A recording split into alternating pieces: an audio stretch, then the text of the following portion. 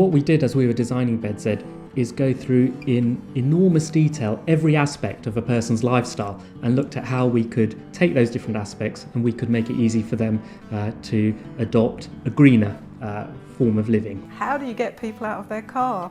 By making the facilities available locally that they need, by thinking it's as important to create a place where you work as it is to build a house. So it's thinking about a community as a cohesive whole.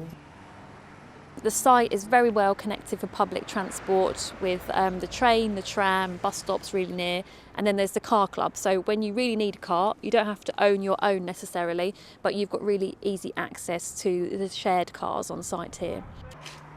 The car club keeps cars which sit directly outside my front door.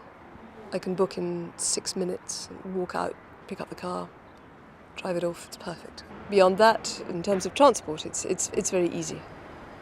I cycle to work, but I also use the car club. I think, yeah, you have to be a bit more creative in your transport if you really want to, save money as well as, do your bit. It's really easy to cycle if you live at BedZED. Almost every home has somewhere where you can store your bike inside, and there's additional space to store your bike securely outside.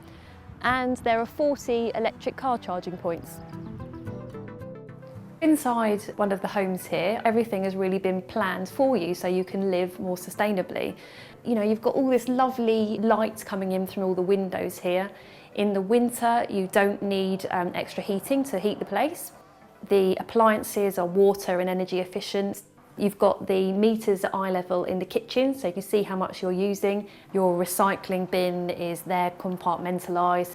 So even though we've got all these features, it actually looks pretty normal inside here. But back 15 years ago, bringing all of these sort of resource-efficient technologies together was quite novel, but it's brilliant that today all these things can really be found on the high streets.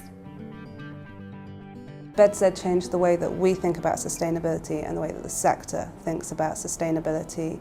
Sustainability is at the heart of developments, and it's not just about eco-fixes and eco-add-ons, it's about how the whole community works and having a whole lifestyle of homes so you can work on the same site and you can cut down on your transport and all of those things.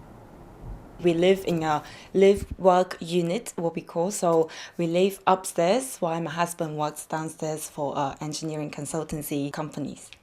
I also work on site for another company, therefore I have a very short commute and can spend more time with my family and friends. In this super efficient building, we also save, I would say, about 10 or 20% on our energy bills. You can't set up a sustainable community unless it's actually going to be a great place for people to live. The first thing that the residents here highlight is that they love the sense of community here, they have lots of friends. There are many things here that feel more human, and I enjoy very much the community in its loosest sense, because it's much more the way that the built environment is organised that makes it possible for people to be at least conscious of each other.